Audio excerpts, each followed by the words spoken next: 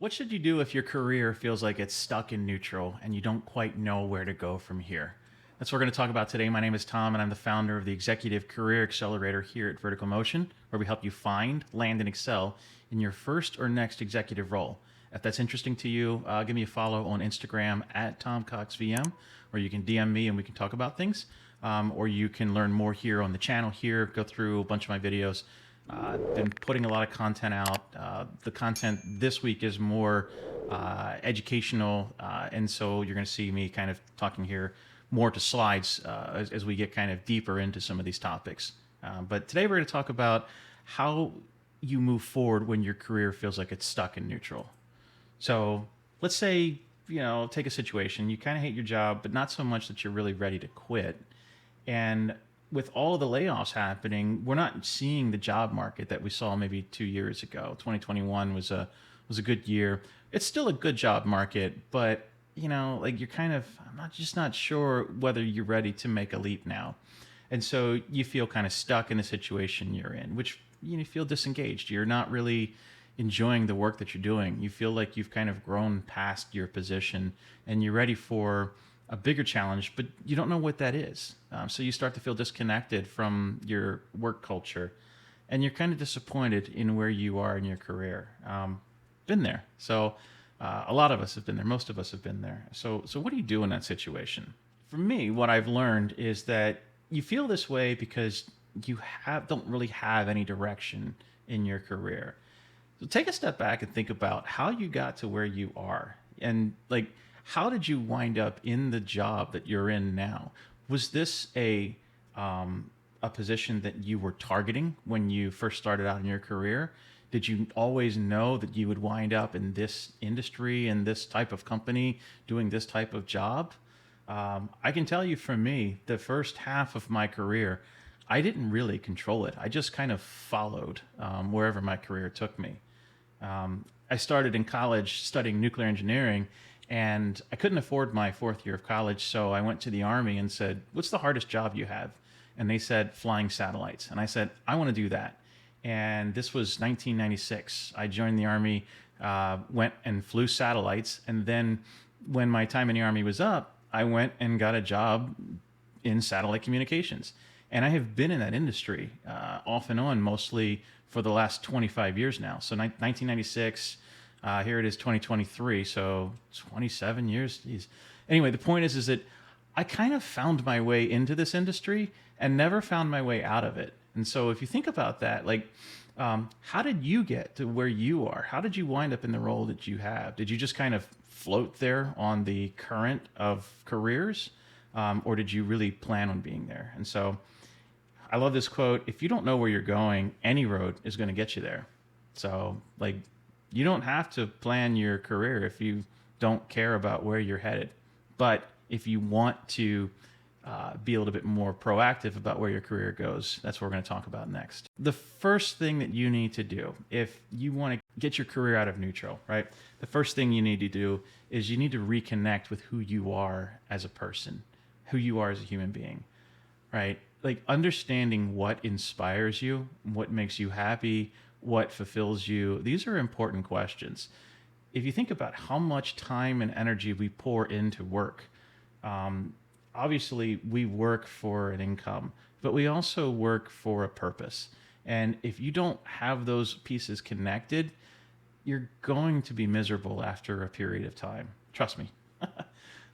So one thing you can do is you can start thinking about finding work that inspires you, even if it means moving to a new location or making less money than you're making now. I like to think about taking a step back so that you can step up.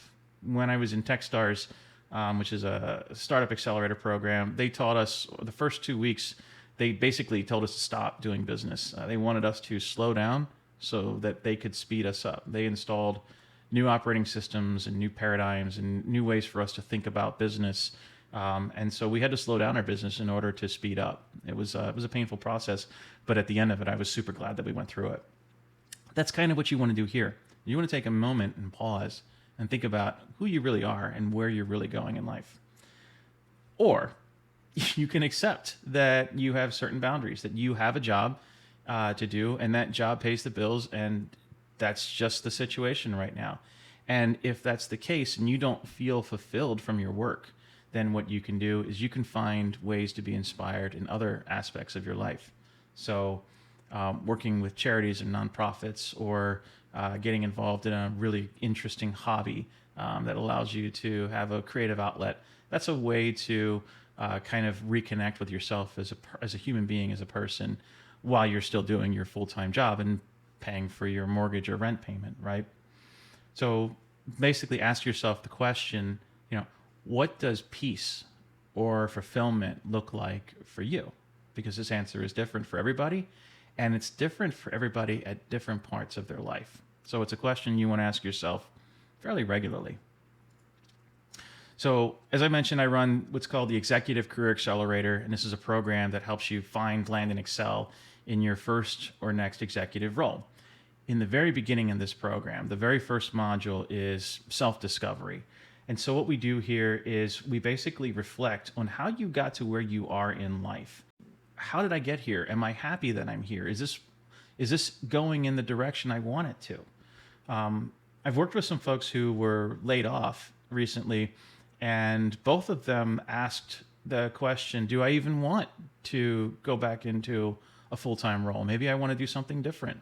And so both of them are wrestling with that question right now as they think about how they move forward from where they are. Another thing that we do in the Executive Career Accelerator is a program, or it's a really great module. It's one of my favorite things. It's an Ikigai Workshop, and I'll talk about more of that in a second. But it's a way to kind of figure out what your life purpose really is. Something else that we do is we set new life and career goals, thinking about okay, let's say that you want to become an executive and you want to move up to the VP level or the C-suite level, and you've got some very specific ideas of what that looks like. So we kind of lay that out. Think about not just what the title is, but what the responsibility is, what the environment of the organization is, what its ethics are, what industry you're in, so on and so on, right? So we kind of build all that out. And then from there, we develop a 5-year personal strategy. And so what this looks like is, in 5 years, I will be doing X, or I want to have these things, or I want to have accomplished these goals, and whatever they may be. And so as you put all that together, you then work backwards from that ideal situation that you're in 5 years to today. And so you kind of, where will you need to be in 3 years? Where do you need to be in 1 year? Where do you need to be in 6 months? And where are you today? And that helps you kind of guide yourself in the right direction based on all of that self-discovery and work. Once you have that done, that's when we sit down and start developing your executive persona and your executive brand, which I talked about in a previous video. But the idea is that once you know where you're going, now you know how to define who you will be. And that's your executive persona, the version of yourself that you want to become as you grow into your next executive role. So let's talk about Ikigai. I love this concept. It's something that I learned about while I was dealing with leukemia. It helped me understand what I want to do with my life. What is my life purpose? So Ikigai it's a Japanese term. It stands for a motivating force or something or someone that gives a person a sense of purpose or a reason for living. And so this comes from Okinawa, Japan. It's interesting. These people will live well into their 90s, their hundreds, and even their 110s, and they will continue to work, do whatever it is that they do. Okinawans don't really have a word for retirement, not in the Western sense. So you and I may think of we work from age 20 to 65, and then we amass enough money so that we never have to work again. Well, for some people, that's awful. That's miserable. The idea of never working again once you hit a certain age takes people's life purpose away. Now, if you're doing work that you hate, then that sounds awesome, right? But if you're doing work that you love, if you feel purpose and joy and connection to the work that you do, why would you ever want to stop doing it? I didn't really understand this throughout most of my career. For me, the concept was work really, really hard until I get to a place where I've saved enough money that I can just go do whatever I want, and then I'll decide whatever my life purpose is at that point. And after doing that for like 25 years, it occurred to me that I may not get to a point where I actually have enough money to stop doing the work that I hate so that I can do something that I love. When I found this concept, I was going through cancer treatment for leukemia, and this hit me in a way that made me kind of open my eyes to the idea that maybe there's something else I'm supposed to do with my life. And so I started thinking about things that I enjoy, and I realized that for me, coaching is actually my life purpose. And I would have never found that had I not gone through that transformation. How can you determine what your life purpose is? Again, this is kind of a sneak peek into the program that I teach in Executive Career Accelerator, but this is a diagram. This is called a life purpose diagram. And there are 4 parts to it. So I'll walk you through them here. There is the top part is what you love. This is what you love to do. This is what you enjoy doing with your time. I like grilling. I like going on nature walks and hikes. I love running and triathlons and things like that. But the next side to the left is, what are you good at? I'm not so good at triathlons anymore. It's been a while since I've run one, and so there's not an overlap there. But if I'm good at grilling and I love grilling, that can be a passion for me, as an example. Down below, you can see what can you be paid for, right? So if you're good at something, like I'm good at sales, what can I be paid for? I can be paid for sales. That becomes my profession, right? And then what does the world need on the right side?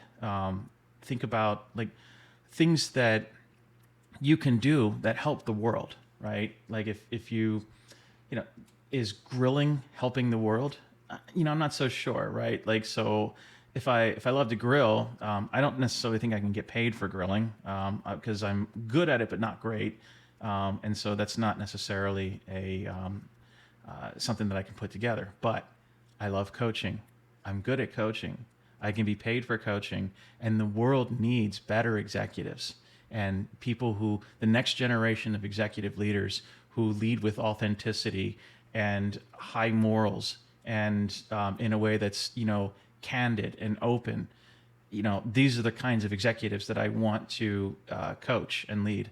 And so if I put all 4 of those things together, it turns out that for me, coaching is something I love, something I'm good at, something I'm paid for, something the world needs. It becomes my mission, my passion, my profession, and my vocation, which all said comes together as my reason for being, or use Japanese term Ikigai.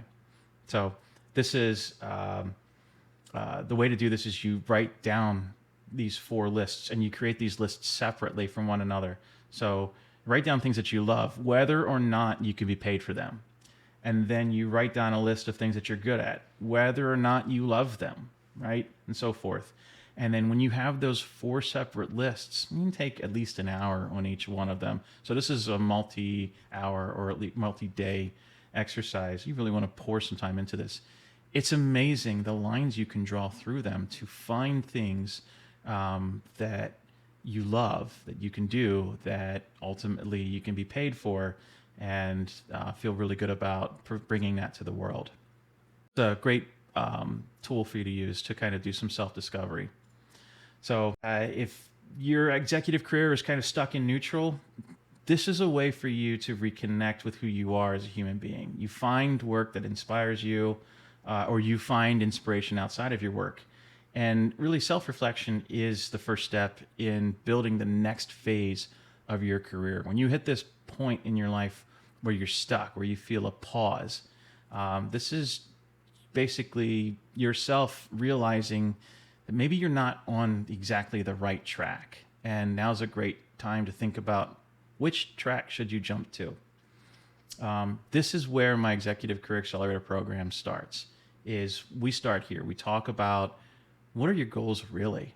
And we get pretty deep into this. So this is just one of the workshops that we go through in Executive Career Accelerator. If that's interesting to you, there's a link here, vmleader.com/workwithtom, where you can book a call to talk with me and we can kind of decide whether you'd be a good fit for the program. Otherwise, keep following me here on YouTube. Reach out to me on Instagram at TomCoxVM with any questions or ideas for content. I look forward to seeing you in the next video. Take care.